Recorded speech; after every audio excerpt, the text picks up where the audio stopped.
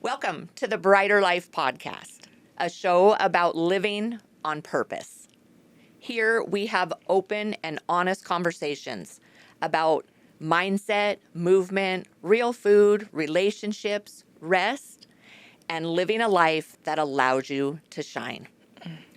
We're your hosts, Evie Fats and Hattie Clark. So glad to have y'all. Welcome. All right. We're doing it. Day one. This is so fun. Right? Thank you for being willing to have this conversation. I think this is going to be such a blast. No thanks necessary, genuinely. I would not be recording this show without you. This is a show that was made for the two of us. I would really agree. Yep. And we're going to have a blast doing it. We sure are.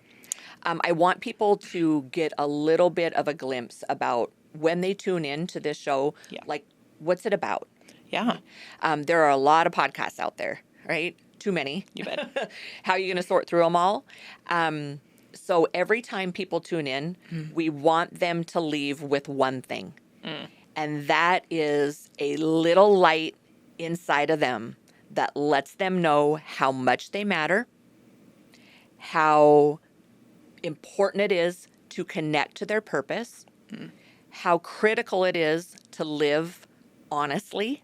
We're going to have a lot of honest conversations here, and to leave shining a little bit brighter into the world, because really that's what we need, right? I think the whole world. Yeah. And I think so cool too that, really honest conversations are the only kind that we really know how to have. And that's why I think this is just going to be such a fresh air, just kind of bit. And so we can dive in wherever. But I think let's just start with a bit of the story, because I think there's so much that you've done. And right now people get to see this incredible polished product that has become the brands that you have built. And there's a little bit of a gap in what really it took to get there. And I think you're on the precipice of a lot of really incredible things. And it's just time that some of that story gets to come out. So we can jump in kind of there, or we can talk a little bit about how we met. Because it's not even been a year. Can you believe that? No, because I feel like I've known you forever. Really. Well, our souls have known each other. My soul was around a lot longer than yours. My soul's a lot older than Hattie's soul. Well, they met, I feel, at the perfect time. You got it. And do you mind if I share how I first No, I would prefer you met to. you? Yeah, you can just dive right in. Okay. So it is a little bit of backstory was, I don't even know if you know all of this, but we had started our company, CCG Automation, less than a month prior to meeting you.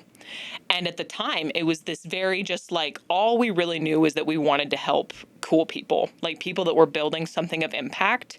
And it was we'll just kind of figure it out. Because when you start a business, right, it's it's a great idea, but not a ton of know-how. And then about a month into that, we were volunteering at the Brighter Life Foundation. We were packing food. And that immediately was just such a connection to community and service. And we just loved the mission that we were just getting to be a part of feeding people in this community that wasn't even yet ours, but we knew we loved. And it was there that I felt you and your energy for the first time. And being so new in business was I had just not yet seen someone model the way they show up in a business in a way that I felt like I could really replicate and step into powerfully. And so when I met you that day and you came in with just this passion and the mission just was buzzing off of you. And it was whoa, I must know this person. I want to know all that you know. And then it was that same day that I saw your brand universe. And I was I am thinking way too small. Which is so funny. I got to tell you something. Yeah. So for one, thank you very much for those kind words. It really means a lot to me. And that energy didn't scare you, right? Yeah. That's why we're here. Yeah. Right? So that kind of energy can be too big almost, right? For people that don't have really big vision. Yeah. And I could feel that same thing in you, right? I didn't know any of that. All I simply knew is that a mutual friend just brought you to the distribution kitchen to help with the volunteering. But that universe it was up on the wall. Yep. And I was like, whoa, whoa, whoa, guys, this is like totally proprietary company information that someone on my team didn't know wasn't supposed to be on the wall. Like no NDAs had been signed. I'm like, okay, wait a minute. Like that's everything my brain has been producing for 50 years. Like get it off the wall. Yeah. But that wasn't an accident either, right? Because you saw that and what it did for you, right? It did. Made you realize you're thinking too small. It did. And then that night you spoke on a panel where you spoke about lifestyle. And then I remember you gave so many great pieces of just advice and thought during that panel. But the most impactful part of it was after. And I came up to you, and again, very fresh entrepreneur. I was in sheer overwhelm stage. And I was like, what is work-life balance? Like, you got something figured out. Like, what can you tell me about this? And you would probably relay better what you said, but it changed the trajectory of not my entire company, but also my life. And so I'd love for you to talk a little bit about blending. My answer was there is no such thing as balance. Right? If you're striving for balance, you're always going to be feeling like you're neglecting something. Right? That the real key is blending. Blending every aspect of your life beautifully together into one painting that's overlapping. Everything gets its due attention. Yep. Not, I've got to leave this because I'm going to pay attention to this. And then whatever you're at work and you're thinking about your husband, right? Or you're with your husband and you're thinking about all the work you should be doing. It's learning to blend all of those aspects of your life together. Yep. And that's huge, right? It was. In the entrepreneurial world, that's everything. Everybody talks about like, how do you balance your life? Well, you don't, right? You're just constantly going to do this and you're going to constantly feel like you're never living up to anyone's expectations or never balancing it right. But when you blend that stuff together, man, you're creating a masterpiece. Yep. And it was exactly that allowed us to begin truly modeling around just the life we actually wanted to live, life by design. And so I have nothing but a whole load of gratitude to you for that initial meeting and all that it brought, but also just what's come after, because it was like that was just the wee tipping point of just what all was to come. Yeah, and thank you in return for being willing to just unexpectedly accept an invitation. So anybody that knows me knows that I don't really like to hang out with anyone. I really don't, right? People think I'm an extrovert. I'm not. I get most of my energy and stuff from being alone. Like I go out to dinner alone. I travel alone. On my birthday, I asked to go away for a day and everybody just to kind of leave me alone. But there was something about you and your energy, and just your energy isn't the right word. It was more a piece of just your spirit. Something about you that felt like a kindred soul, but something I actually don't have. And I think it's important for us to find things in other people that we want, that we would love to emulate. And I don't even really know what that still is. I can't put a word on it, nor do I need to. It was just something. And so I just reached out and said, like, hey, would you be willing to have breakfast with me the next day? My husband was like, what are you doing? I'm like, I just need to spend some more time with this sweetheart. And here we are. So glad you did. Yeah. And yeah, that's kind of where it all began. And then we jumped into a couple of projects, and then we moved. We've been here in Coeur d'Alene for not even a full 2 months. And here we are, getting to shoot a podcast. So, you ready to dive into a bit of a story? I am. I want to just leave with one thought on that so that people understand like how we got connected and why this show came about. Sure. So, you live a very vibrant life. And so do I, right? There's a big age difference between us. We're at different phases of our life. And I think it's super cool for people to be able to hear from someone in your generation, right? About how does it look to live vibrantly and live a bright life. I also live a vibrant life, right? And very intentional with everything I do. And it's great for people to be able to see that maybe resonate with me. And so I think be able to bring that together and for people to realize that they have so much to learn from everyone out there. And we both represent that. Right? We represent what it looks like to live a bright life and are both passionate about passing that on to other people. Yeah. So I just want Absolutely. people to know, like, that's the premise of the show. We're going to talk about a lot of things. And the cool thing is we're going to have a lot of other guests. Oh, yeah. There'll be times actually you're just here interviewing someone, visiting with someone. We're all here. Sometimes I'm here. Yeah. That's the kind of why and what we're going to be doing. It's going to be awesome, y'all. And we get to start here. Perfect. And so I really just want to talk a little bit about Copow, because really it is what began a lot of what we're getting to talk about with this brightness and this intentional, which is so much of what Copow stands on. And so, at least to just give a baseline, what is Copow? So it stands for colorful, powerful food. And we are a food company that is genuinely reconnecting people to what it means to eat real food. As simple as that. Yep. Where that's not a lost known, right? That there's some stuff that we need to fix in our food system. Yeah. But where did that begin for you? Copow or the whole thing on food? Let's start with Copow. Okay. Where was the seed that planted Copow? Copow started after I spent about 15 years in the fitness industry.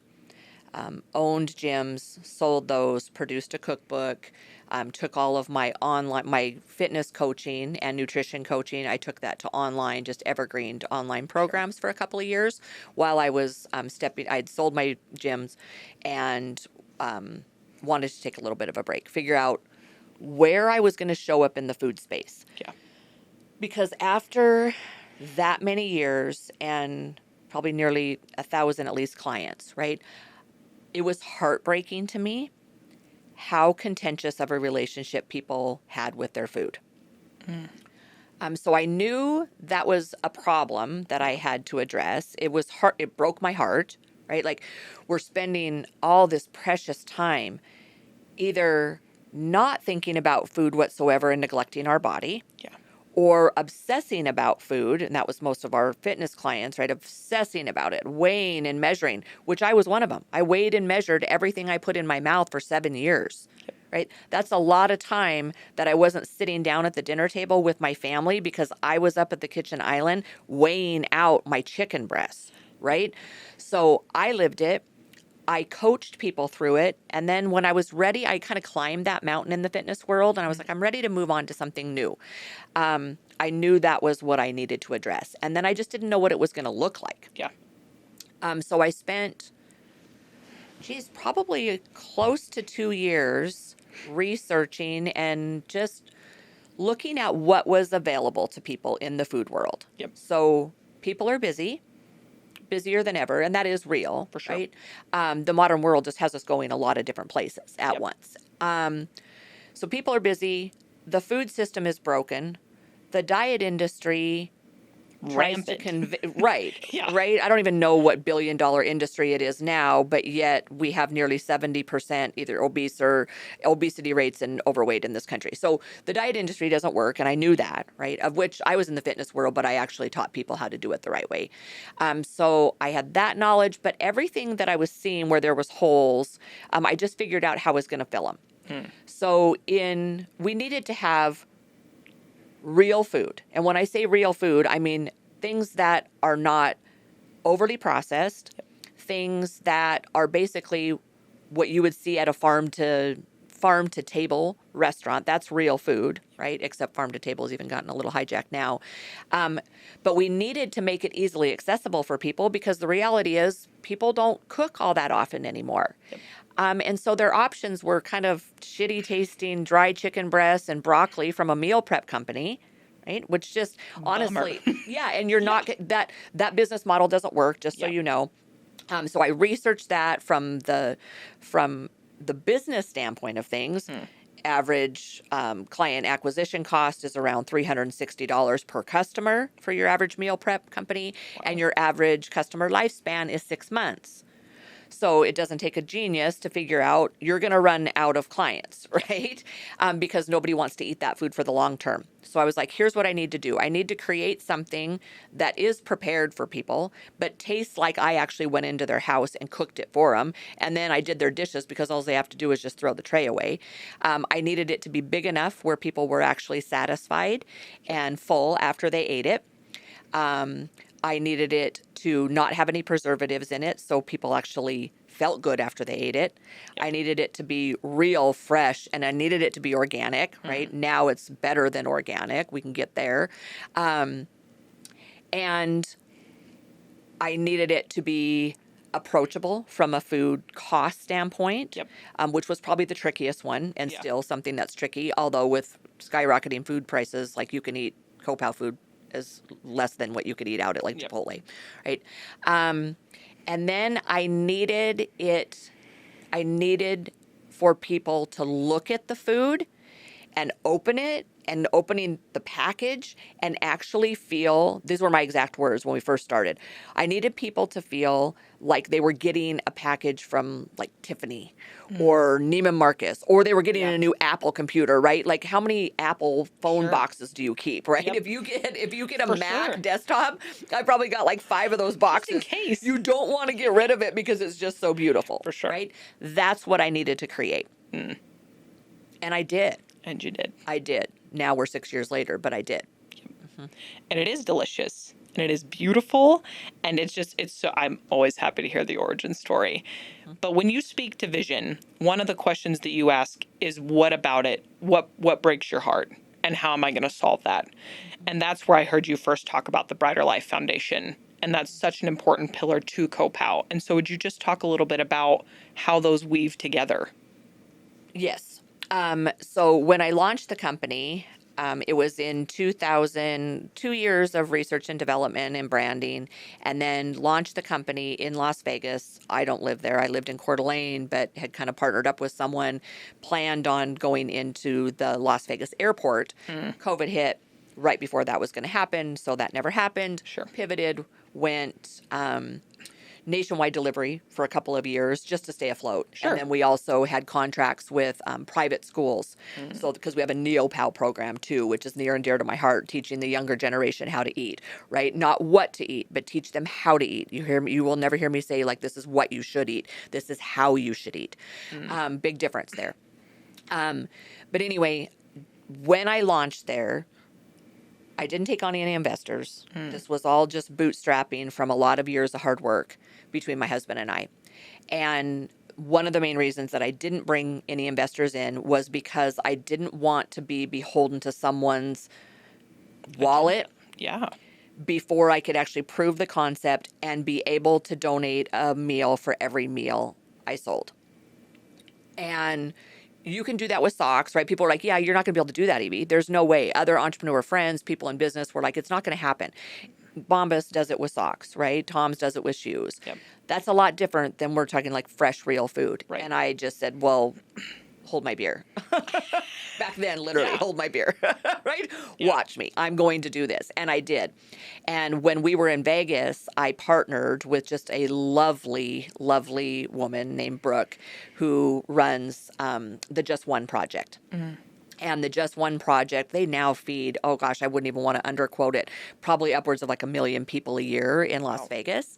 And when I was introduced to her, she said, here's the deal. I don't have a place to distribute real food, but I will make that happen by the time you open your business.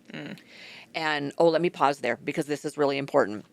When I said I wanted to give a meal for a meal, there's a lot of food banks out there, and don't get me wrong, they are necessary, right? With a lot of packaged, shelf-stable food.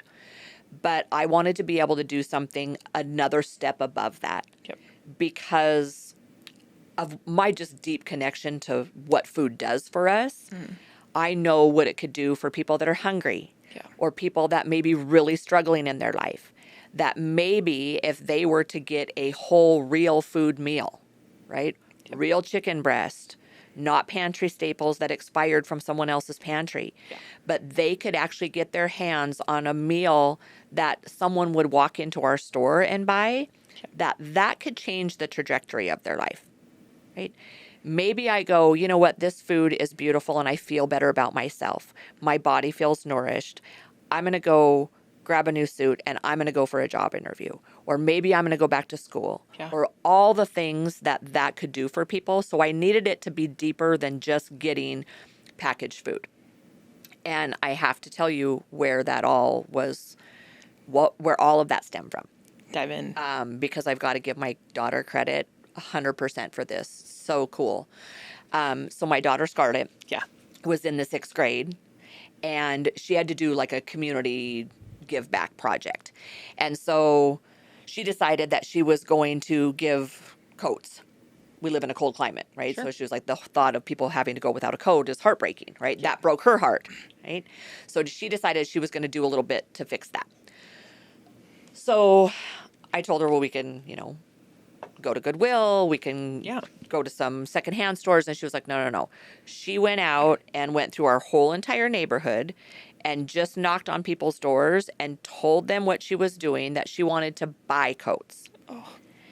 And she raised a shit ton of money, right? She went just door to door. Who can say no to that? Right? Are you kidding me? This 6th grader shows up on your doorstep and says, I'm raising money because I want to buy coats. And I told her, I said, well, you could get more coats if you just went to Goodwill with the money you've now raised. And she was like, no. She said, Mom, here's the deal.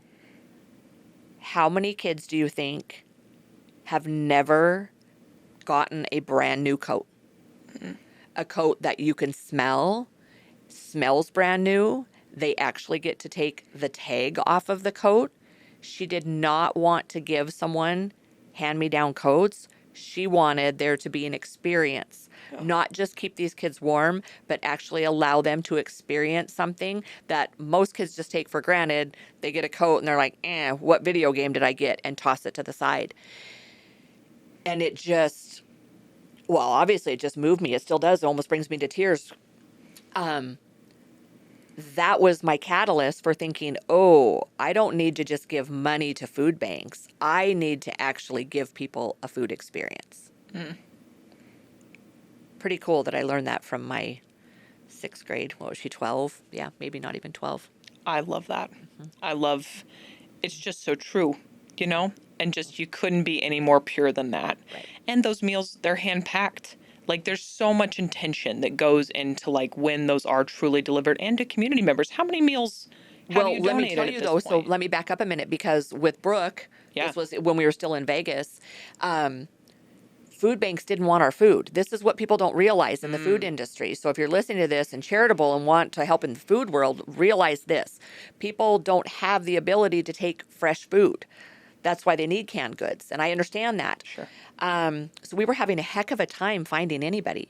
And Brooke did put freezers in her, there's like a no-ask market where people can just come in and get things for free. Right. And that's where we first started distributing our free meals. But then when I shut everything down in Las Vegas and was moving up here to Coeur d'Alene, I was like, well, shit, we give a lot of food. How are we going to, there's not one organization that was going to be able to take the volume of food. Sure. Plus, I wanted to be able to distribute it equally to a lot of different demographics, right? Yeah. You've got elderly shut-ins, you've got kids in the foster community, you've got veterans, you've got a lot of people, right? We've got people in addiction recovery homes. So I wanted to be able to spread the wealth. And so I don't know anything about the nonprofit world, but I'm just like, well, I'm just going to start my own nonprofit because that's what you got to do, right? Yeah. I didn't have a solution, so I made one. Right. And so literally the next day I woke up and I just filed my 501c3 for the Brighter Life Foundation and said, I'll just put together a great team of people that know all the things that I don't know, and that live in that nonprofit world. And I did that. And so now CoPow was able to just donate all of the meals to the Brighter Life Foundation. And then all of these different community organizations can just apply to the Brighter Life Foundation to receive our meals. Yes. So, and then you didn't have to be a nonprofit. Like I said, there was people in recovery, which is near and dear to me. I'm in recovery, right? So recovery homes that if you're trying to get over, trying to work through substance abuse, that's pretty brutal. I've been there, right?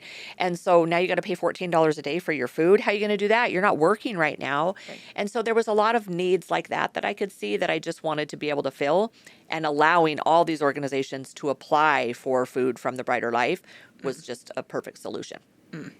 I love it. Love it every time we talk about And it. here's the deal. Fast forward. This is the coolest part about it, right? I'm all about like, oh yeah, let me show you when you tell me all the things I can't do. So now we are raising money, right? We're finally at a point where we're like, let's Right. put rocket fuel behind this ship. And so now I can say, look, all of you that told me early on, I was like, I don't want your money, right? Because I'm going to prove that I can do this. I do it, right? I have donated probably close to about 32,000 meals since I opened our flagship store in Coeur d'Alene. And that was just a year ago in May, and what, it's August now, so 15 months ago. And I have donated over 30,000 meals, right? Yeah. And it didn't make my company go bankrupt. Right? I was willing to give before we ever made any money, because I have a firm belief that if you just do the right thing and you have the right mission and you've got a good heart, people will want to be a part of it, and it all works out. And so financially, we figured out how to do it, which is where you came in, and how we met was because we donate the food, and then we have generous volunteers that are willing to come in every Friday and donate just an hour of their time, and they package it. So now my cost of donating the food is just the food cost, right? And the tray that it comes in. But I don't have labor costs. And that's how I was able to do it. It's just the best. And this is the packaged part, right? Like, this is what people are like, wow, Evie's doing so much, like da-da-da-da-da. A lot came before that. And I want to talk a little bit about the becoming. Sure. And where did your relationship with food really start? Let me think about when I ever really thought about it. Yeah. How far back I need to go in time. Yeah. I always really enjoyed cooking. Yeah. I'm the youngest of 5. My next youngest sister is 8 years older than me, so it was an interesting Sure. dynamic for me growing up, because I was almost like my sisters were almost like my aunts because they were so much older. Yeah. Right? They kind of raised me, because by the time you have Sure. your 5th kid, you're like, okay, the sisters can do that. Yeah. And so I loved cooking. I didn't do a whole lot of it. But my grandmother, I can still remember going there before the holidays. Yeah. She lived in the same town as me, and she always made homemade noodles, right? Oh. I'm Norwegian. And she would roll homemade noodles, homemade chicken and noodles. And I used to love to go up to my grandma's house and watch her and my aunt, because we're a big Catholic family, right? So we would have, it was Christmas Eve was when the noodles were, and then Christmas Day was going to be prime rib. So it was a big undertaking to feed this big Catholic family. We'd have, upwards of 20, 25 people. Right. For Christmas. So her and my aunt would roll out these noodles, and I just remember like the smell of the chicken broth, and from the stock, and the feel and the smell and stuff of flour and those noodles. And I still make those noodles every year for Christmas ever since. I've been eating those noodles since I was born, and I still eat them every year for Christmas Eve. I make them So now. cool. So my grandmother was kind of integral in first kind of showing me how to cook, and even sparking my interest in it. But then when I was 10, she passed away the same year that my dad died. Wow. So my dad committed suicide. I went from being the youngest in a family of 5. My sisters were all pretty much grown, if not married, at least out of the house. Sure. And then I was just a single child with a single parent, a mom who was struggling from the fact that her husband of 24 years had just taken his own life. Yeah. Very messy story and very tragic story, right? And so I kind of became this latchkey kid. And she had to go to work, and that meant I had to raise myself. Yep. And I really liked cooking. I would spend a lot of time alone, come home from school, nobody there, and I would just bake, Really, Yeah. I didn't know how to bake, right? But Trial and error. I would try shit, right? It Yeah. would be like a green and pink cake mixed and all the things. So those were really early days about food. So there's always just been this little piece for me. And fast forward, I, went to college, got married, Yeah. was working in the financial industry. And when I was 27, I was expecting my first child Yeah. and Catherine. And I was doing a lot of stuff at that point in my life that I didn't really enjoy. I need to put that out there because it's important for people to know, because I spent a lot of time having no idea what I wanted to do. Sure. I thought I wanted to go to law school. I didn't. Who knew that food was going to be where I would be at 52? So there's just a lot of unknowns then. Right? 27, got pregnant because I think it was kind of like, well, that's what you do. Right. I've got a good career now. I didn't end up going to law school. I was working in the financial industry, absolutely hated it, but I will always just figure shit out, right? I'm like, well, I don't want to be broke. Yep. And my husband was in residency, and so you are broke, right? He's taking out medical school loans, and I'm working to try to pay the bills, and in an industry I didn't enjoy. Got pregnant because I think that was just kind of, well, this is what you do, Next. right? Like Yeah. this is like, if you're going to live a cookie cutter life, right? Like the world tells you this Check, is what check, you're check. supposed to do. Okay, you went to high school and then you graduated and then you fell in love and then you went to college and you got done with college and now you have a Yeah. career and you're supposed to be super happy all the time. I was like going out for happy hour all the time. I had shitty friends, right? I was just Right. on the wrong path, but I thought it was great because I drove a Mercedes when I was 27, right? So got pregnant with Catherine, and early on in the pregnancy, I found out that she had a chromosome abnormality, and it's something that is not compatible with life. And I carried her to term, and gave birth to her, and said goodbye to her, and gave her back to God on the same day. And it's been a lot of years now, right? That would have been in 2001. Yeah. And that was a time in my life where there's, and I've never asked you this question, but I'm going to as we get further Sure. into this conversation. For most of us in life, there's a day where you're like, today I'm this person. Yep. And then something happens and you're like, you know what? Now that this occurred, I'm a completely different person. Yep. And that was that day for me. There's nothing like the excitement and painting a bedroom and buying all the bedding. And I painted dragonflies on her walls and painted her crib. And then to find out that the person that's growing inside of you isn't going to live. Yeah. There isn't words for it. I wouldn't even, all these years later, I wouldn't even try to explain it, other than I was no longer the same person the next day. Yep. And she was the biggest gift ever in my life, ever. So if we see a trend here, it was like my dad died when I was 10 and my grandmother died that same year. And then my sister's husband died. He was only 27, I think, at the time. Really tragic. Death shaped me when I was 10 years old. Yeah. And then here I was at 27 and death was shaping me again. Oh. Yeah. But it's why I'm so comfortable talking about death, and it's actually why I live my life every day Yes. with the full acceptance that I'm dying, because we all are, right? And there's Right. just people that embrace that, and then they just want to kick ass at life and make it all worth it, Yep. or they're afraid of dying, and then they usually are living their whole life in fear. Yes. So anyway, side tangent. After Catherine passed away, I obviously wasn't okay, You bet. right? Like I just wasn't okay. I could not go back into a career that I hated. Right. And thank God that my husband is in my life, right?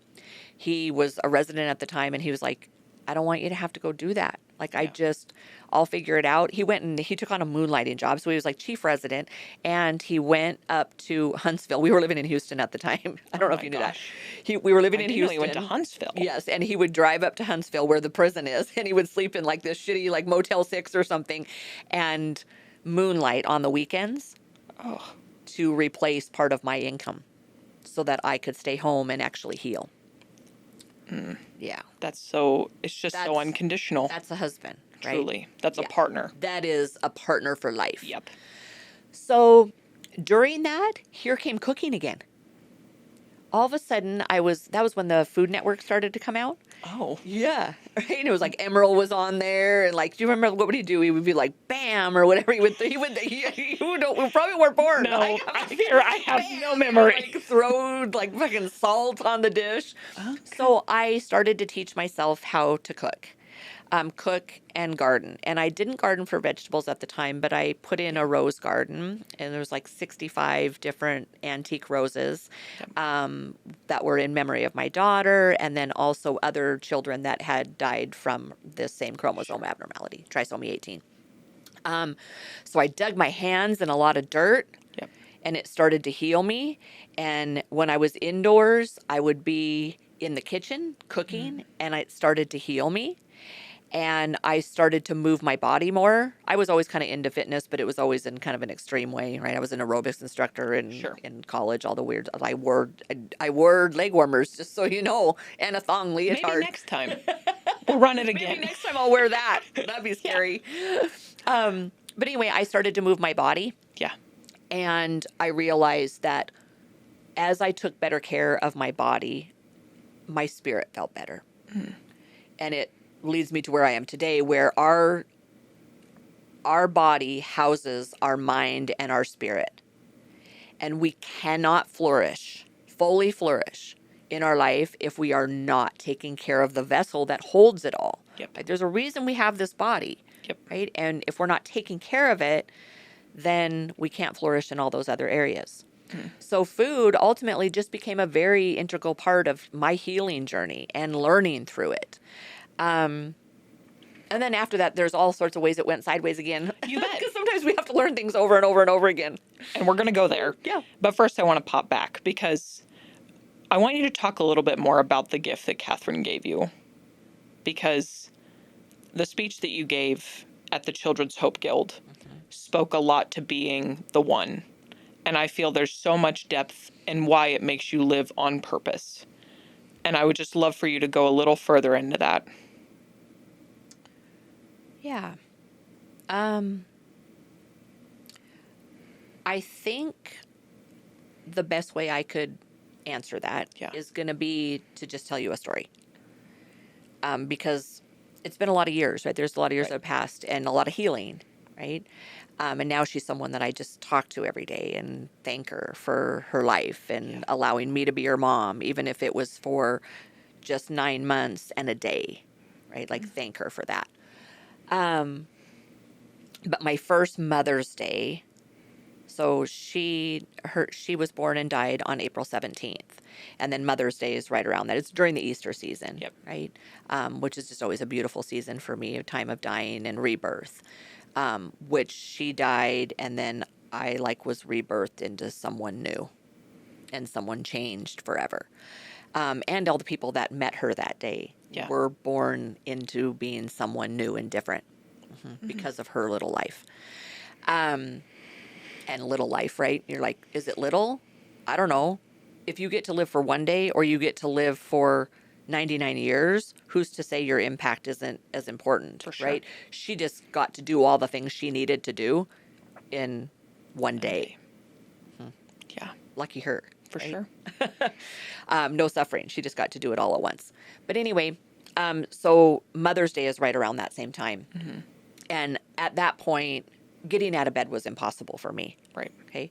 So I would lay in my bed all day long. I was taking Ambien at the time. I didn't drink. I was very clear that whole time through after losing her, and the thought of alcohol or anything else, I didn't want to numb anything. I really wanted, you know why? I wanted to feel the pain because it was the only thing I had. That was her. I wanted her so bad, but I couldn't have her. So at least feeling the pain of her allowed me to be close to her. So I would lay in my bed with my dog Earl, who was like 100-pound lab, and because he knew, he would when I was pregnant, he would lay his head on my stomach, like he just knew. Yeah. So anyway, Mother's Day was like, well, what are we gonna do for Mother's Day? I couldn't go out in public because when I would go out in public and people are like, oh, when are you due? When I was still pregnant, and it was like, well, I just actually went and picked out her casket. Yeah. That was what I did when I was pregnant. Went and planned her funeral and picked out her casket. Because, and that may sound crazy to people, but it's not crazy, because here's the deal. If I didn't get to plan, I knew I wasn't going to get to plan her wedding. I was never going to get to see her first day of kindergarten. I wanted her funeral to be a celebration and something that I would get to plan for her. Right? I had it all figured out. But anyway, so Mother's Day, I was like, well, what am I going to do? I don't want to go to brunch, because you're going to go to brunch and be like, Happy Mother's Day. Where's your kid? Right? At the cemetery. Right. So her grave was still not even fully, grown in at that point. And me and Casey took breakfast and we celebrated my first Mother's Day at her grave. So hard, so beautiful, but so hard. Yeah, but you know what? Here's the thing. That's the shit that shapes you, You bet. right? I had two choices, and we all do. In these kind of moments, we have choices. And alls I can attribute it wasn't really strength, but my ability to just embrace what was actually happening and not feel angry or cheated. I mean, I didn't even paint my fingernails because I was that clean of an eater and a doer while I was pregnant. Like, why would that? People would ask me all the time, why would that happen to you? It's like, well, this isn't happening to me. Like, this is just, why It's not the me? lesson I need. Right? Like, Yeah. Why not me? Who's to say, Yeah. right? All these tragic things we hear about happening in the world, it's like, well, why not you? It's going to happen to somebody. Yep. So in all of that, I had a grace that I attribute just to God. That was it, right? Something bigger than me that allowed me to say, you know what? This is supposed to be teaching you something. And this beautiful little life, you can't keep it around, but this life is here to teach you something. And so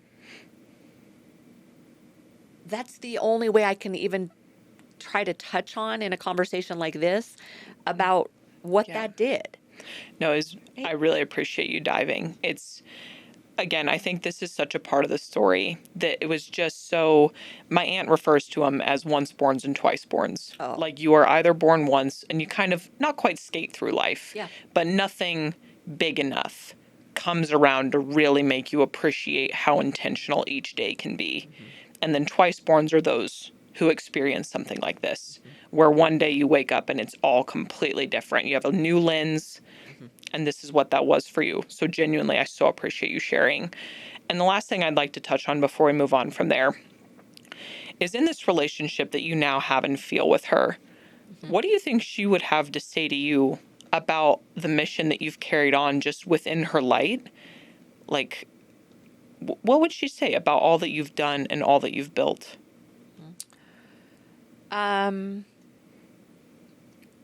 Yeah, that's a deep one. And there's a lot there. We could actually record a whole episode on that. But I think there's two important pieces. For one, we can't brush by this, is on the parenting side. So that experience made me understand that we are truly just stewards helping our children become beautiful humans. Yeah. They are not ours, right? And there's nothing stronger of teaching you that lesson, right, than all you can do is just go. I had to hand her back to God, right? She was born and I was like, oh God, I knew this was going to happen and I can't let her go. Yeah. But I had to. And so I learned a big lesson as a parent. Your children are not yours. They were entrusted to you temporarily, right? And then you hand them on. And I handed Catherine back to God. But a lot of parents, like with Scarlett, I'm going to hand her hand to someone someday, and she's going to get married, and she's going to go out into the world. And so it gave me, this is somewhere I'll toot my own horn, it gave me the ability to parent in a really beautiful, unique way. I don't hold on to Scarlett like she's mine, right? And for those of you that don't know my story, I ended up 5 years later adopting my daughter Scarlett from China, and that's our only child now. And so that piece is important, although it has nothing to do with food. It's really important to put that out there. And the second piece I think there's been times where, let's just say, I believe she's there behind a veil. There's a veil between this and wherever else that Yeah. is, right? That we can't really see through, but I think they can see. So I think there's been times where I've made her really proud and like, go mom, like you're living the lesson. Yes. And then I know there's been times where she's like, please stop. You're not living the lesson. So honest. Right? Yeah, It is. because here's the thing, like we can learn things like that and then time goes by. Yeah. Right? And then we slip into taking things for granted again. And then it's just a story. Right. And there were definitely over the last 20 years where she kind of became a story because the sadness does ease, Yeah. right? Like the missing her doesn't, Sure. but the sadness eases because it has to. But there, I know there's times where she's like, oh, please come back. Please come back to where you were. To be able to feel. So I think she watches it, to answer your question. I think she watches bet. it and then sometimes it's like, come on, lady. You're And then better than others this. where she is so proud. And then I other did. times she's just like, man. And right now, I will tell you at this phase of my life, oh, she's a lot more proud than she is disappointed. That's for sure. And what better goal? Yeah. That's beautiful. Yep. Thank you for sharing. Of course. And then we're kind of stepping into next round, right? Because life, I love the idea that it's a bit of an upward spiral staircase. Like you meet kind of the same stuff, but at a new level with new perspective. That's exactly it. Do you know that from me and all my content? I don't know where that came from. Yes. So I'm sure it was. Yeah, it's because I have the drawings even in all my documents and everything else. It's a spherical upward spiral, right? bet. Like a Jacob's ladder. Exactly. Right? Of how you are living. And you come back to the same place, but then you look down and hopefully you're at an elevated position, Right. elevated knowledge and wisdom and awareness that then you look down and you're like, here I am again. Am I doing the same shit or am I doing something better? Yeah. Right? And then you go up a little higher and a little more awareness and a little more wisdom. Then you're like, oh, look at me. Yep. I'm back to the same place and I'm not messing it up as much as I used to. Right. Yes. Exactly that. Yeah. I want to talk about the next big up spiral that you found yourself in. Because we saw a pretty big shift of spectrum post that changed you, Yep. changed everything about you. So there's a couple of things that came immediately after. And you dove headfirst into what initially made you feel amazing, which was fitness. I want you to talk a little bit about that spectrum and a bit of the whiplash that Yeah. came with it. That's a good word for it. Yeah. So taking care of my body made me feel better. Yes. And as I got super fit, I actually started fighting at a fighting gym that I actually was in Houston. Did you know that? I don't know that I did. It was like this seedy, just crazy gym. But there's something about me, and I've always had that I just kind of like edgy things. I don't know how else to describe it. Yeah. That's it. And so I was drawn to like fighting. And I trained with guys his name was Chemo, and he actually was a fighter. Like I would never let anybody hit me, and I wasn't going to put like a headgear on and all that shit. But I fought in the round like I was going to fight. Right. So I trained like a fighter, and it got me in the best shape of my life. And I loved really intense stuff. Yep. And in case you can't tell, I'm super intense, which can be a big blessing, but it also can be a curse. So I got super into fitness, but then kind of like I do everything to this degree, then I did fitness to that degree. Right. And then I did weighing and measuring my food to that degree. And when I look back on it now, I realize that actually wasn't healthy either. Right. Because I not so much anymore. Because now it's out of necessity. You get to a certain point where you just can't get away with certain stupid shit, right? Sure. Like it's just going to kill you. And so living in the extremes is not really what I do anymore, but I did. Yeah. All the way from probably always in my even teens, all the way up to in my 40s. Yep. Right. And so I took fitness to an extreme. I weighed and measured all my food. I was down to like 8% body fat. I was a competitive CrossFitter. All the things that I actually am really proud of. I You went bet. to France and won the Alpha Games and my age division. Like I did some cool stuff. You bet. But it came at a price. That's it. Yep. And then you just have to decide, was that worth it? And sometimes I'm still like, was it worth it? And I would think, yeah, it probably was. Yeah. Well, and one thing that we have talked about in the past is that how much of health is a spectrum and how what you did, right? Absolute top of the game. Like you did the things. We're over here. And then there are those who are just like, the obesity's out of control. Like they have no grasp on their eating habits. Like this was not the middle, right? Like you found yourself clear at the other end. Right. And now a lot of what we get to talk about is actually being in the middle. And Yeah. so would you speak a little bit more to the spectrum? Yes. I'll try not to hit my microphone because I talk did, with yeah. my hands, right? So health is a spectrum, Yes. right? Wellness is a spectrum. And you've got sport on one end, and then you've got morbid obesity on the other end. Okay? Neither are the place you want to live. Now, sport can be appealing, right? And for people that are just For really sure. naturally gifted, awesome athletes, they're going to live there. But there's a cost to that, right? What people don't realize is athletes when you look at their hormone profiles, if you go to a functional medicine Yeah. doctor, they're a train wreck. When I was at 8% body fat, my cortisol was through the roof. My testosterone was in the toilet. I didn't even want to have sex for probably 2 years, right? Because it's like I just had no sex hormones. So there's a cost to this. Just like there's a cost to the end of the spectrum where you're morbidly obese and you are just completely annihilating your body on the other end, Yep. right?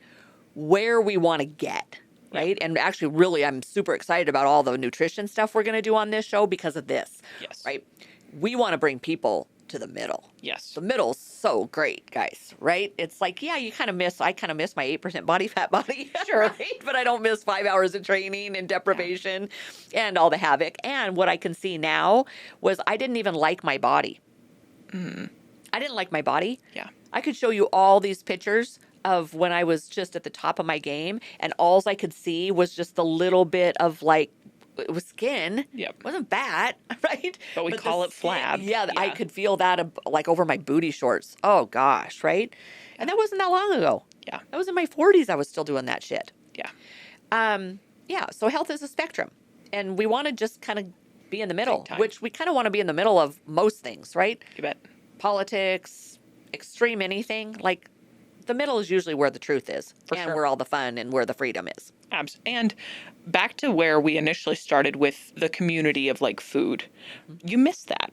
You miss that when you're in that. And Oh, there's yeah. so much of Copal that is just like built on this idea that we create intimate community.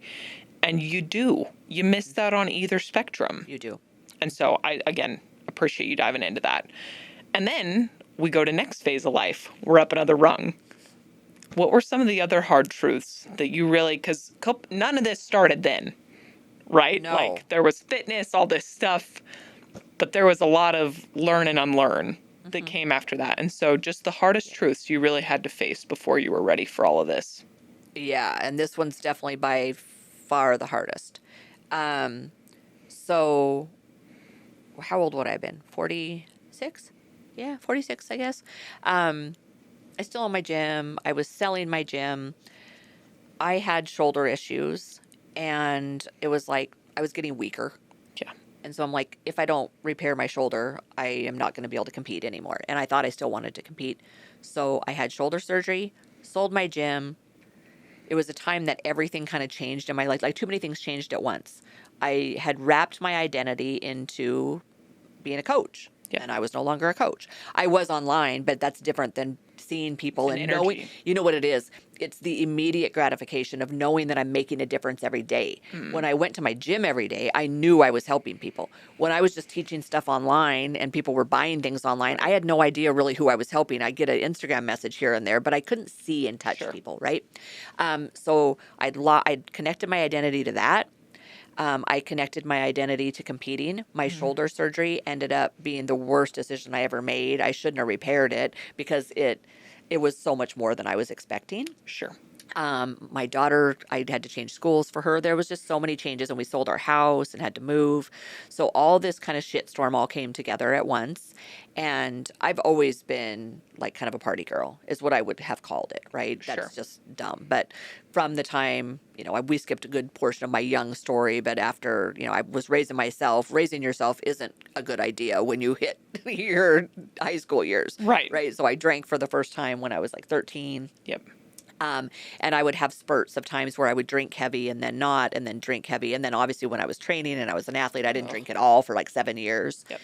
But I always knew, now when I reflect about it, I always knew that alcohol was something that I didn't have a good relationship with. Right? Yeah. And we won't even go into that today because that's a whole story in and of itself. But nobody really has a good relationship with alcohol because alcohol is a poison. So we'll just leave that there. But I used it in not good ways. Sure. And then after, and this is important because I want to get this out there because I'm so big on this, is after I had my surgery and was prescribed literally like a mountain of pain meds, right? And I don't even take Tylenol. I take nothing, right? I was given like 100 morphine, 100 oxycodone. I couldn't not take them. Yep. I was in such pain that it was just not an option. For sure.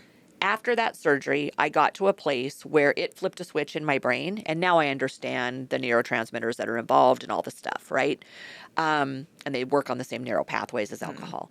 I couldn't not drink. That's the only way I can describe it. Yeah. I would get up every day. I didn't have my gym anymore, had nowhere to go. I would take my laptop and go work at a breakfast place that was walking distance from my house. Yeah. And I would drink like 8 mimosas before 11 o'clock. Because here I am living in the extreme again, right? I'm an extreme doer. I couldn't extreme exercise. Yep. I really didn't like my body now, right? I didn't even recognize that in. Oh, yeah. Then, now I can see it, Sure. right? But when I was in it, I couldn't see it. And because of just the substance addiction of pain meds, like don't take pain meds, people. Like don't take them. Yep. Seriously. It wrecked me. It got me to a point where I was like, I can't not drink. Yep. Well, and what is purpose at that point? Like all you had thought it was, now gone. And you're back to a point of isolation, which that's a whole nother conversation. But in addition to the drinking, like at least this brunch place is amongst community. It's mimicking this idea that you are still rooted and have purpose within group of people, coupled with what is now an active addiction. God, you're on it. And thank you for recognizing that because this is so, people don't see that. Yeah. Right? People always think of people that start having a drinking problem as people that drink alone. I did drink alone in public. Yep. I never drank at my house, which is crazy because most people like want to hide it. Oh, yeah. No, I didn't want to drink in my house. I wanted to be out amongst people. Oh, yeah. Right? But I didn't ask people to drink with me because then it was just obnoxious. They'd be like, she's got a problem. She's drinking like 8 Right. mimosas And at breakfast. every day. Right? At Yeah. breakfast every day. Not good. For sure. But you're totally right. I was seeking community. Yep. Well, and I think too, like, there's so much of the conversation around drinking of like isolating and all these pieces. And it's like, but I'm just a social drinker. Yeah. 'Cause that's what makes it feel safe. Is it's social and so many are doing it. And so, yes, I'm glad we got to touch on that.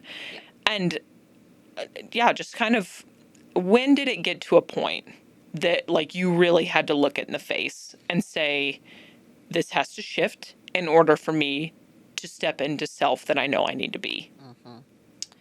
That is a place where when I was saying that Catherine would be looking on and going, please Yeah.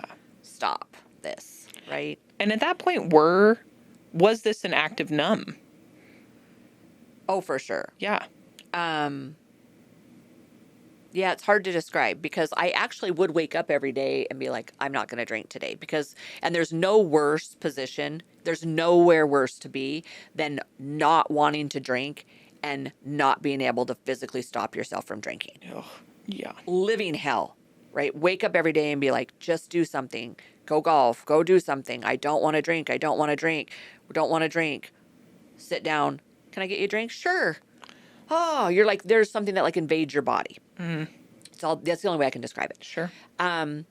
There was a place, again, because I've had all these lessons, right? And I know that death is looming for all of us. And there's nothing that's going to accelerate that quicker than having a substance abuse problem. You bet. Right?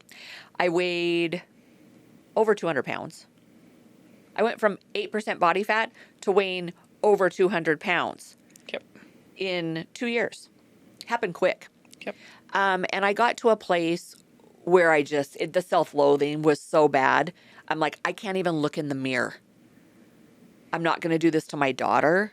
That that was my big motivation, Scarlett, because, there's times where she'd be like, look at me when I come home from dinner to see if I drank too much. Like, that's just, Yeah. as a parent, that's And how old is she horrible. at the time? At this time, she would have been 12. Yeah. At that age where, bet. and then if I wouldn't drink times, she would cry and be like, thank you for not drinking. I mean, just horrible, right? It's just like, ugh. But hey, this is part of being human. You bet. Like, I don't have the shame that I used to have. Sure. Right? It sneaks in. Yeah. Right? Like it does for all of us, but I don't live in Human. it. No, I don't live in it anymore because shame and guilt and all of those things is what makes you want to drink too much. And so it's like, if you're going to get over having a desire and constant craving for alcohol or any substance, you're going to have to figure out how to get out of the shame. Yep. Right? Or you're going to be right back in it. Right. And I dawdled back and forth in that for a couple of years.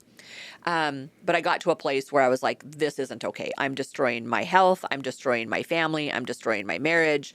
And I am the biggest fucking hypocrite on the face of the planet. I am a fitness coach. I am a nutrition coach. Gross. And there's nothing I hate worse than people who are liars. And I was a liar because alcohol makes you a liar. Mm-hmm. It does. Yeah. It's a weird thing. It makes you lie about shit that doesn't even make sense. Yeah. Like, are you at the post office? No, I'm at the bank. It's like when you're really at the post office. Like, it makes no shit. Like, it makes you crazy. Right. Right. And so I just decided, you know what?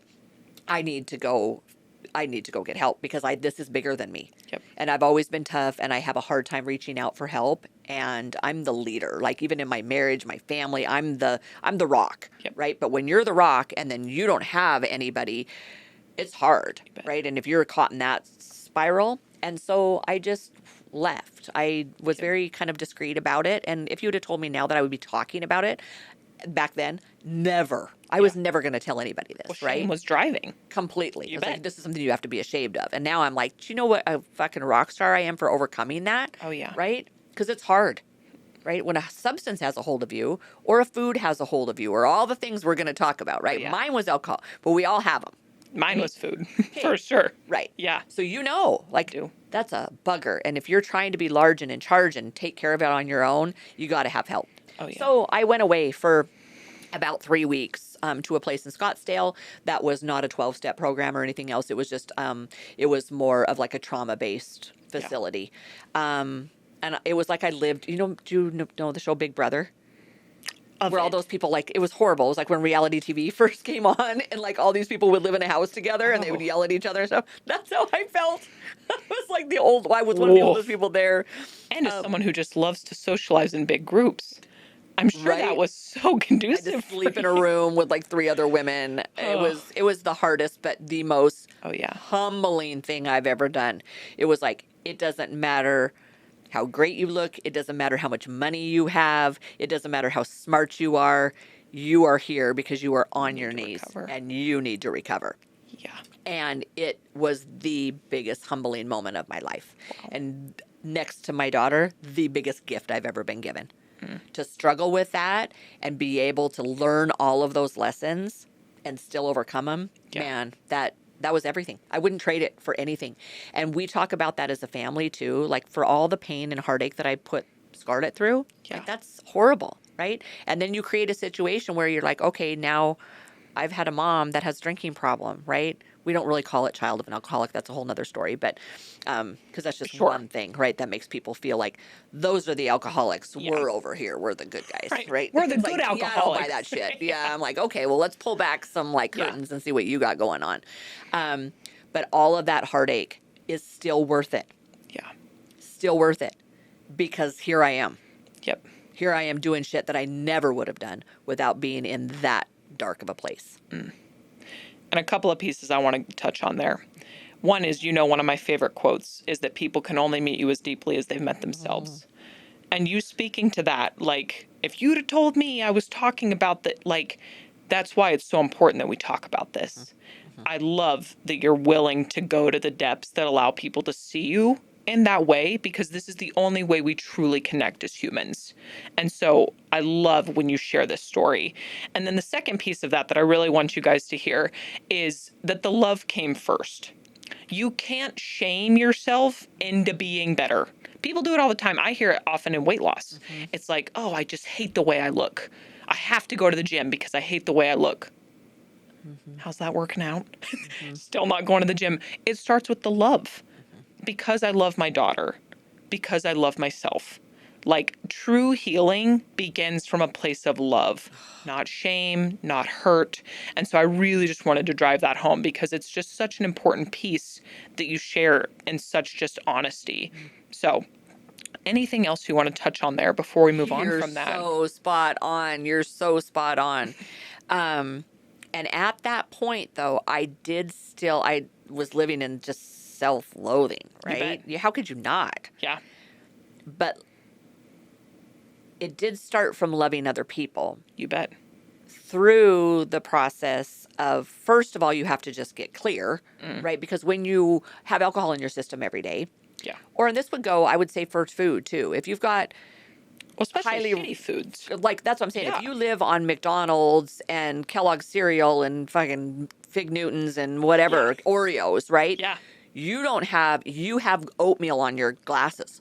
You have no idea that you do, but you have Yeah. oatmeal covered glasses. Like when I finally got to talk to my husband after a couple of weeks, I literally told him, I said, I felt like someone took off my glasses and like scrubbed them and I put them on and I actually see the whole entire world different. I see the world different. I see me different. I was like a completely different brain. You bet. And that's because the gut brain connection is real. When your gut microbiome is destroyed, whether it's destroyed through alcohol or it's destroyed through food, you are not thinking clearly. You're not.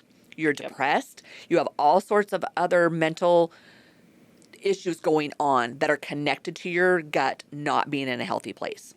Yep. Period. So after I cleared that, then I started to do some work on myself. Then I slowly started to learn how to love myself.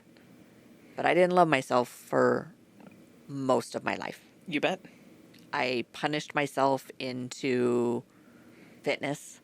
I didn't even know it, right? That was a way of living in an extreme where I was punishing my body, Right. but I was doing it and the world actually celebrated it. That's the really interesting thing, right? We celebrate that. Yep. We don't celebrate my extreme living in alcohol. Yeah. But that learning to approach things from love, I just want to make sure people realize that's not a one day you just like, I love myself too much. I'm Oh, going to no. change. No. It's a very, very slowly learning to love yourself, even for the things that other people did to damage you. I had to learn to love myself over things that the pain that were inflicted on me that I didn't even cause. How Well, crazy is that? People no. cause us pain and then we don't love ourselves over it. 100%. And that is the beauty in forgiveness because it's not for the other person, right? Like they're not attached, but like the emotional cord that you cut that says like you no longer have access to this bit of shame, guilt, like whatever the flow is to that person, that's when the healing begins. And I love what you said about it doesn't start with love. It starts with an idea of one that says, You got I it. know there's a version of me that doesn't feel shitty and hate myself every day. And I know there's an essence that if I took care of myself, that I might begin to feel this way. And so I thank you for driving that point home a bit. Well, I got to tell Yeah. you. So I want people to know when I talk about God, I'm not talking about some religious God that you go to a church to find. I'm not even going to ever discuss those things. It's a sense of if you believe that you're here for a reason, and I believe I'm here for a reason, and something created me, right? Not plants across the evolution of time, right? I believe that is made out of love. Yes. And so the love is always there. We'll seek it out there, but it was always in here. So when you're talking about it starts with an idea of love, where does the idea start though? The idea It was starts because it was sourced in you. Yes. You don't have to go find it anywhere, right? It may be covered up in all the dirty shit that has happened in your oatmeal. life, right? It's Yeah. the oatmeal, right? But it's there. So and that gives me chills because without that little unrecognized Yes. essence of we're all here because we're all made from love, You bet. that's where you find it. Dead on. Yep. Okay. All right. Anything else? Because we're about to shift. How are we? We're about to we're shift. good on time too. Are we done? No, Surely we're not. good. No, we're coming into a shift. Good. Because it's just powerful. Like again, like because of this, like because of that, now we get to be here. And I want to talk more about here because there's a lot going on right now in Copal, Brighter Life, all of it. And I just want to be excited about it. So like paint a picture of just like today. Like what all's going on? Like people I think know about retail. You casually have a cafe. Like there's a lot going on. And so Yeah. just like letting people into a peek of the world right now. Yeah, I think a good transition from all of that story to like all of a sudden, well, how is this? Why am I put together now? Most days, Right. right? Not always. Was an acceptance of not having to control everything. Mm-hmm. Right. So we talked about the love piece of it and loving yourself enough. But being willing to accept that you're not in control. And if you look back at my life and the stories I've just told you over the last hour, they were all indications that we're not in control. Right? Yep. Things happen in life because that's what life is, and we're not in control of it. But we kind of like to pretend we are. Sure. And so from that to where I am now, the biggest transformation is understanding, for one, that like God was in me, love was in me. I didn't have to look anywhere else. I didn't have to look in a wine bottle. I didn't have to look in other people's approval. Yeah. No one's. It was all here, right? And knowing that I am ultimately not in control.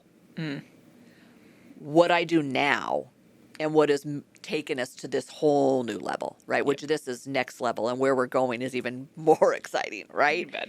Is because I recognize that my responsibility in everything is to wake up and bring my brightest version of myself to the world. Yep. And to do that, I have to wake up and go, here I am, God, reporting for duty. What do you have for me today? No phones, no outside world, walks, Yes. feet in the grass, looking at the sunshine, giving thanks, Yeah. petting my dog, watering my plants. All of that has to happen, and they're not mundane. They're not nothing. They're everything.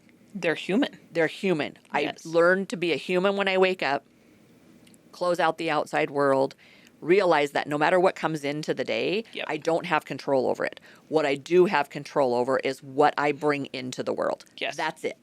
And so my responsibility every day is to bring my best version of me. I love And then that. the rest just happens. And it's pretty fucking cool when you do it. And then the world is like, here you go, here you go, here you go. All because of you're getting back, all because of what you're putting out there. Yes. And that sounds so cliche, but it's just, I don't know how else to explain it because it's just real. I think that's why it's probably cliche. So many people are speaking to it because it's working. Like It's real. it is. And like the back to humanist portion, we could preach on that for a long time because like that's just such a passion topic. But I do think like just this bit about like the lack of control, right? Like we don't get to control what happens to us, but we are 100% responsible for how we react to it. And I think it would be a shame to miss the way you view observing, because you are a participant for sure in your life and all that is happening, but you are also a phenomenal observer of it. And I would Yes. love for you to talk a little bit about that. Do you ever think about, I'm going to try to dabble in this, and hopefully people will follow me. Okay. And not just think I'm crazy, because I'm not. Let's Maybe dabble. a little bit. But there's a lot there, and more Yeah. than I could even begin to cover. But I think that I can peel back a Yeah. little piece, like a little bit of the corner. Is, that voice that's in your head. Like you have a voice in your head all the time. Something's telling you, like, how do you look great today? How do you should do this? Like that, right? That. Like what is that? Yeah. What is it? For me, I name it intuition. Okay. Like I like to believe that I have a really ongoing conversation with my intuition and God, the universe, whatever you choose to call it. We are co-creators of this reality. Like this is how I choose to view, like this is my perception. And so that's what I call it. But what do you call it? Well, it's your true self. That is your observer.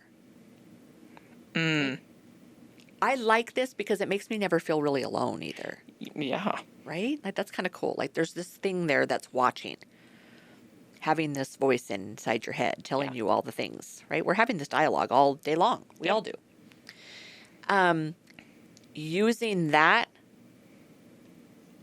as the observer, because that's what it is, right? And then just being aware of it, that you have the ability to go, okay, this is maybe what's going on in my mind, or this is what's happening in this room right now, and I'm having an argument, or this is a tense conversation, or I'm really irritated at this person. But there's this right there going, step back, observe what's going on. Yeah. And that keeps you from making everything so darn personal, and it helps you from the misconception that you're in control of everything. Right? When we get into an uncomfortable exchange or any of those things, like we want to control it, right? That's what we're struggling for. Our ego's like, I'm not letting go of this. I'm going to win this conversation. I'm going to be right?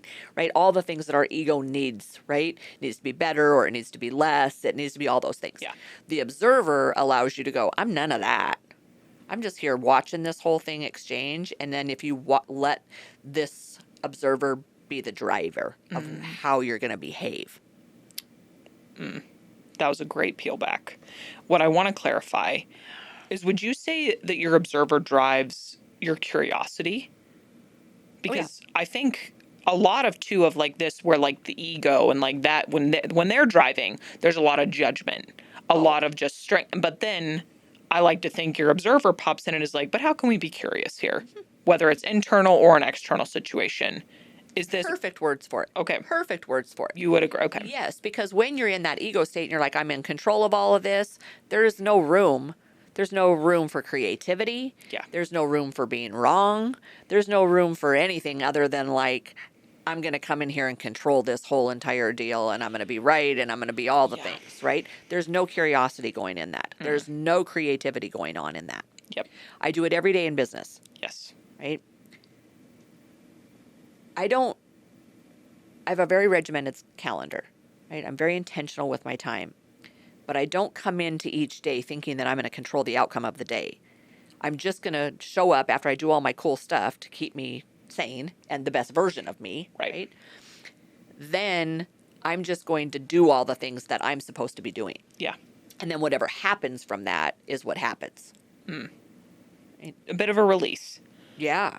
And your industry is one that requires a good bit of that. Packaged goods is not exactly the cleanest. Like I just myself have witnessed you do it so many times where there's things out of your control. And like, yeah, would you just offer some example of that? Just like, even just recently, some ways that you've really had to allow your observer to drive. Well, here would be this is a good, again, story. I think people learn well from bet. stories. So when we moved up here and I opened the store, we had people to work and stuff, but I was like, no, I'm going to work at the store and I'm going to work there. I worked there for 2 months straight, like every day, all day. Yeah. Even as we slowly brought people into work. And it wasn't because I couldn't have just hired someone for minimum wage and had them in the store. That wasn't the point. The point was I needed to observe. Right? I needed to be open to creating what people actually want. And this is where a lot of people in business get it wrong. They think they know exactly what people want. I have an idea of what people want, and I'm basing that on some good background and Sure. history of coaching, right? Yep. And just studying the food industry. But I don't really know what people want. Like, Yep. I don't know it all. And so when I spent that first 2 months in my store, I learned so much. I learned so much from everybody that walked in. So I have I don't remember where I've heard it from, but I stole it from someone along the way, right? Is like that, be more interested in people than you want them to think you're interesting. You bet. Right? That's big. So I was just interested in people, and I still am, right? I have a sociology degree. I don't know if you know that. And art. Yeah, and art. But sociology makes me interested in people. I've You always bet. had that, right? So I go into work every day, and I'm still learning what people want. Instead of thinking, here's my product and I'm going to bring it to you. It's not about that, right? I have something that fits people's needs, Yes. but I only produce what I'm learning people need. And a good example of that, from when I first opened the store, I learned a lot. It was like, oh, we should probably have some grocery items. And you know what? People want all these other things, and that would make their life easier, and Yeah. not just prepared food, but then they can get their lettuce and their eggs and all this Right. stuff here, right? That just keeps me evolving. Sure. Which is what's keeping me rising to the top of the food industry, right? Not because I knew it all. I Right. knew part of it, and then I learn every day. my new cafe, another Yes. perfect example. I was not going to open a cafe. I don't know shit about running a restaurant. Right. Like I don't. I Right. know about as much as that about that as I do about running a nonprofit. And renovations. Right? Yeah. I don't. But I could see that people in that came through our doors felt like coming through the doors at Copow was like a reprieve from the rest of the world. There's no dishonesty. There you don't need an app to scan labels, right? It's very transparent. Most of it tastes wonderful to everybody, right? These people wanted a place to gather. Yes. And I was like, you know what? And I don't even remember when it came into my mind. But again, because I was watching and observing Yep. and learning and not thinking I know it all, I was like, I'm going to open a cafe. I think that if we do a small section of our prepared food, but we give people a place to gather. Yep. Because I knew all these really great people were coming in, but they Yes. didn't know each other. And I was like, well, what if all these people that really were dedicated to living a brighter life and Yeah. wanted real food and honesty and transparency and fun? Yeah. What if those people all could be in the same room together? How cool would that be? So I was like, well, I'm just going to open a cafe. And my husband was like, why? And I said, because I just know it's the right thing to do. Yeah. And it is. You bet. And I got to tell you this is super cool. We're now, like I mentioned, we're now raising capital, right? Which is a whole new world for me, right? And the things I don't know, I just reach out to people that know a lot better, more than I do, right? So we've got this great team assembled. We're raising money to really take us to the next level. And through this, I met this lovely woman who we are actually partnering up on doing medical meals, a healing and nourish for cancer patients. And it's phenomenal. I don't want to give too much away, but I met her and her and I have never sat in the room together. We've only been on a Zoom call and we've only been on phone calls. And she said to me when I was describing Copow and then the cafe, she said, you know what you're doing? Evie, you're building lighthouses. They're a place for people to gather, but they're also a place for people to show them the way, right? That's what a lighthouse does. It shows people the way. Copow is showing people the way to real food and to a real life Yes. and to freedom from food being your enemy and to a richer life for you and then the next generation. That's what we're doing. Yes. And that's all happening right now because I'm curious, creative, listening, humble. I don't get it right every day, You bet. but I get it right more than I get it wrong now. Yes. What do you feel like? Because the cafe is exactly that. It's a community. It has like people are genuinely just so grateful to be there, and you can feel that in it. But like when someone experiences it for the first time, let's say, what's something they say to you that you're like, "Yep, you get it. You know what we're like, what we're about, what we're doing." Like, what do those conversations look like?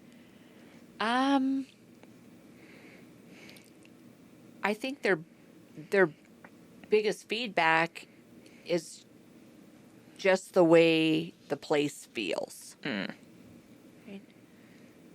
And that's because and that was on purpose. Yep. So obviously everything I do is intentional, but the store has one feel, right?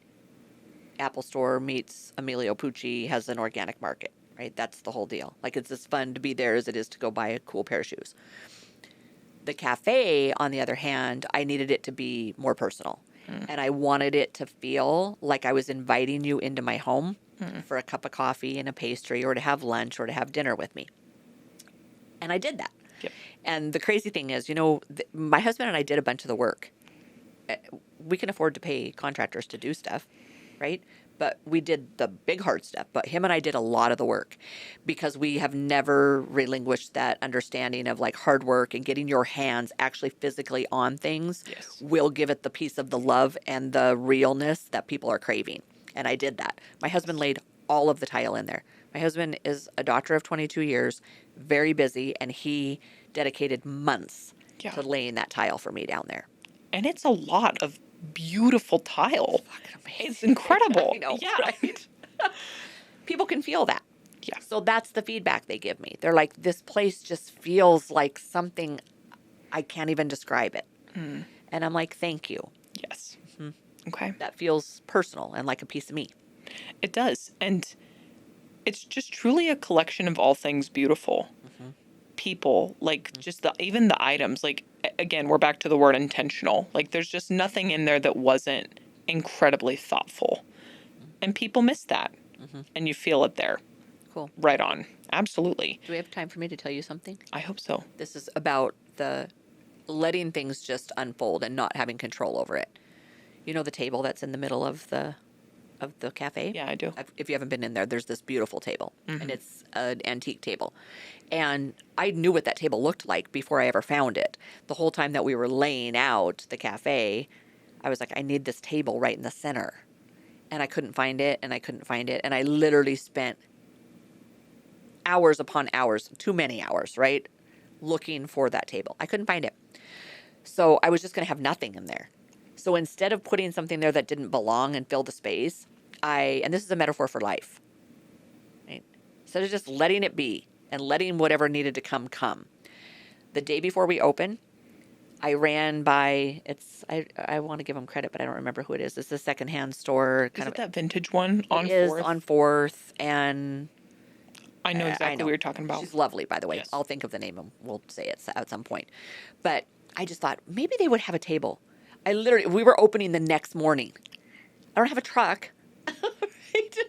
And I swung in there and walked in, and I was like, if I could find something long and thin, and if it could be green, that would even be better. And there was the table. That's just letting things be, Yep. right? And it is the perfect table, and everybody loves the table. And while I was in there, she has this antique scale. It was like $800 or something ridiculous. And she was like, "We're gonna send this back to like the auction place where they get their stuff." She said, "Because nobody wants this scale, I'll give it to you for $100." That beautiful, like it's a flour Yes. scale, and I import this Italian flour, right? So we got the flour bag sitting on that scale. Both of those were just there waiting for me, Yep. right? Literally Not blocks forcing away. it, not anything. Wow. And it really is a metaphor how you create a good life, right? Like I've created a good space there, but that's how people create a good life, not forcing everything into it, just sitting back and going, yeah, I'm like, I wish that I had this, but it'll come if I'm showing up and doing the right things. Such trust. Like you couldn't have missed that. I love that. And then kind of on the same topic of just like when you know people get it. Like what if some of the moments of like either people testimony or just like a moment in time where you observed and were like, yep, this is working. What we were out to do is happening. Oh, geez. I could tell you 100 different stories, but I'll tell you one that just came up this week. I was in the store working. My team, we were having a boating appreciation day for everybody. So the cafe team and the retail team went boating, and I worked at the store, which was very fun. And I signed cookbooks and like just had a great time. Yeah. Again, reminded of like, oh gosh, this is why because all this is great, but it's more work than anyone could even really genuinely wrap their mind around where we're going, right? But I was reminded of why I'm doing it. And this gal came in, and she was probably mid-70s, I would say mid-70s. Okay. And she was sucking on a lollipop, and she had this really great energy, and she was just like, Evie. And she shook my hand, and I can't remember what her name is now, but I got her on my phone. So I shook my hand, and she's like, okay, I traveled to Egypt a couple of months ago. And she's like, and you know the stairs? I have never been to Egypt yet. So the stairs that go into Like the temple. the pyramid, it's Sure. like the king's chambers, or it's something like that. I'm Okay. probably murdering that, but you get the point. For sure. It's like the king's chambers. They're at the very top of these stairs. And she goes, and they're like this. And she goes, 1 year later, I probably wouldn't even be able to do that. Like she's that elderly. And she said, and I could do that because I eat your food. Wow. I was like, what? And there was another person a couple in the store, and they turned around and looked because it had been their first time in. They're like, you mean I'm going to be able to like climb into the king's All chambers right. if I eat this Yeah. food? Sold, right? And she said, you can feel, she told me this exact words, you can feel the food nourishing you when you eat it. Mm. I'm like, right there, right? Right there. People want it. And more people are recognizing that it's coming from what they're putting in their body. Yes. And this lady was just a testament to it. And I've got probably literally 100 of those stories. 100 of those stories. There was a gal that came into the store for the first time 2 days ago. And she was like, friend sent me here. Long story short, she grabbed a salad. She went outside. She's like, I'm going to sit outside with my dog. I walked out there to say, like, how is everything? And she said, I'm moving in. And she goes, just look at all of these colors. This is exactly what I would make for myself at home if I had the time. And she goes, I'm not kidding you. This is the best salad I've ever eaten in my life. Like, what would you recommend me for dinner? Right?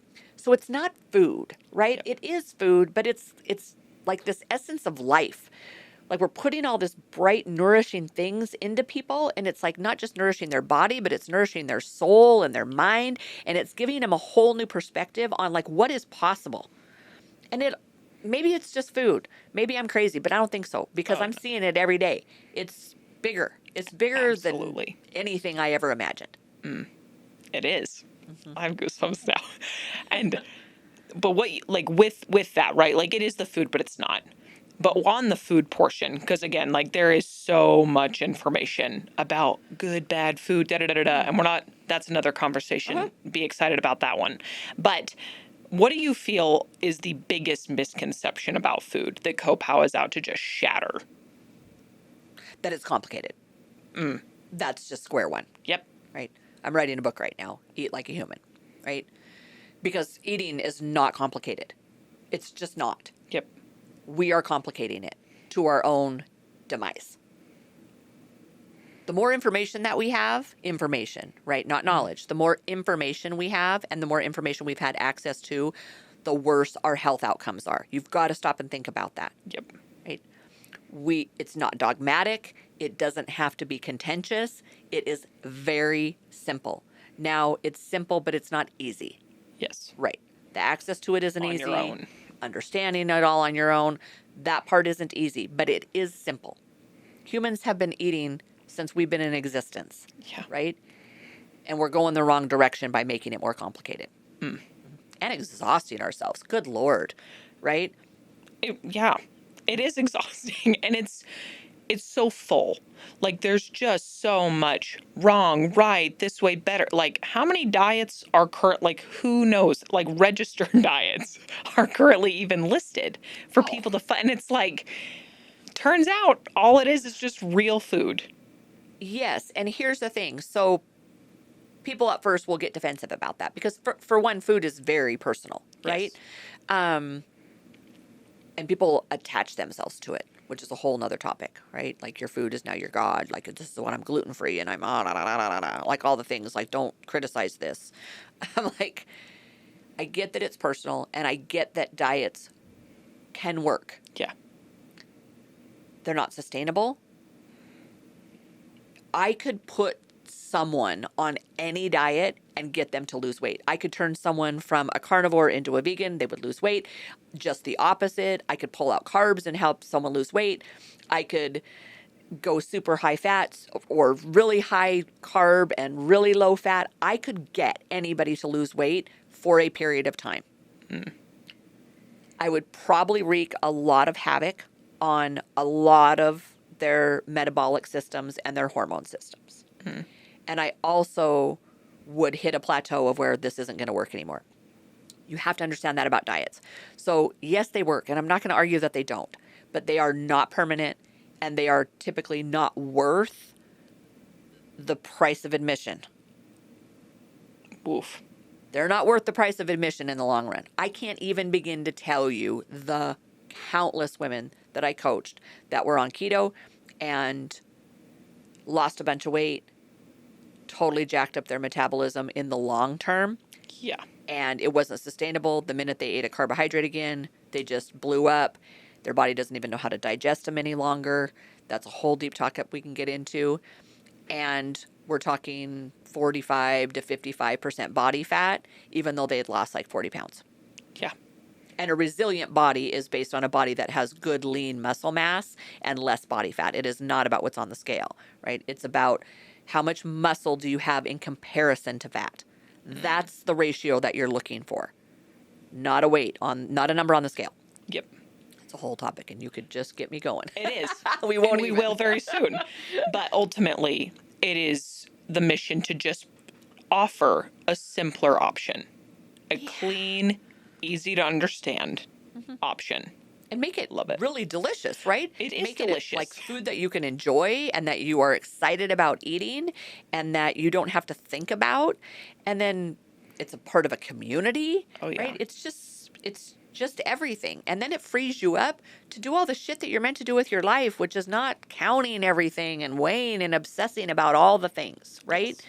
All that is no different than someone that's a workaholic or someone that, like me, that had a drinking problem. All of that obsessive stuff is just taking us away from really being who we're supposed to be and shining the way we're supposed to be, right? It's like that's all just noise. Yep. And that's where we're at. There's a lot going on. Let's talk a quick bit about where we're going. Okay. Where are we going? When you cast out Copow, Brighter Life, like, what is the furthest you can cast that impact for me? Oh gosh. Like Copow, just so people realize, like Copow will be as big of a household name as like Kraft Foods, right? Except just a really well-respected name. That's it. And there's never been a doubt in my mind. Now there's doubt sometimes, like when I'm like early stage, like how the fuck am I going to make payroll, right? Yep. Don't be fooled. But the vision has never not been there for me. It's scary, and there's times where I'm like, my little icky voice, my ego is like, this is never going to happen. But the real vision, I know where it's going.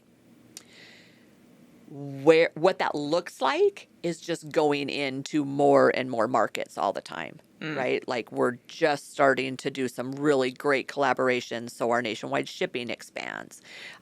We are looking at obviously building in this region, Boise, probably Bend, Oregon, but now I'm going out to New York next week again, or this weekend, because that's looking like a really high probability that we'll be opening stores in New York City. Yeah.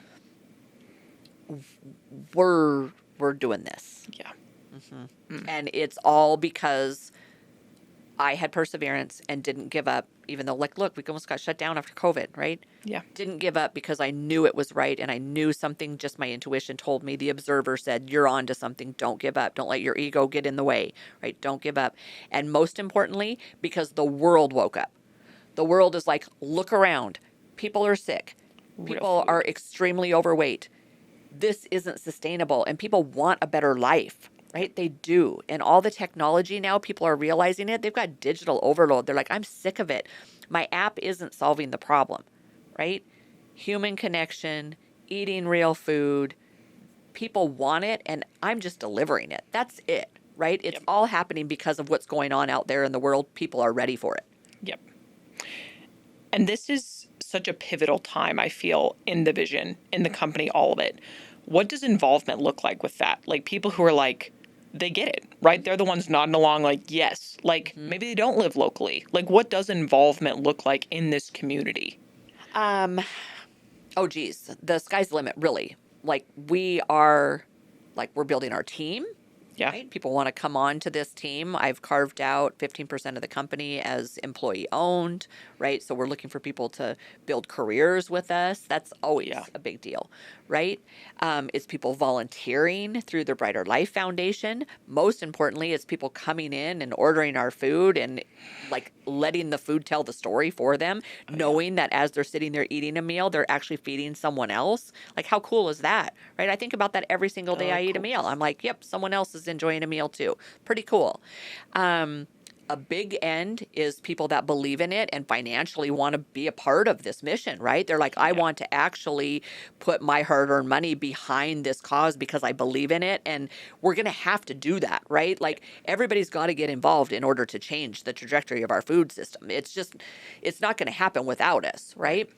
So all like one end of the spectrum to the other. And putting money behind it, like that's what we're looking for. The right people, right? Like we're not just looking for investors. We're looking for people that say like, yes, like this is a mission that I can stand behind and understand that like there is no brand like ours. There's just not, right? Like we won the American Packaging Design Award. Like we are at the forefront of consumer packaged goods. We've proven that. And so we've got all the ugly stuff out of the way and a lot of the heartache out of the way. Now we're like, yeah, I want to help put rocket fuel behind that. That's a big one, Oh, yeah. right? For people that live it, want to be a part of it. It's an exciting time to be a part of it. There's Yeah. such a It's exciting and momentum. it's scary. All of it. Yeah. It's all the same, right? And for that, for these big shifts, what do you want CoPow to be most remembered or thought of for?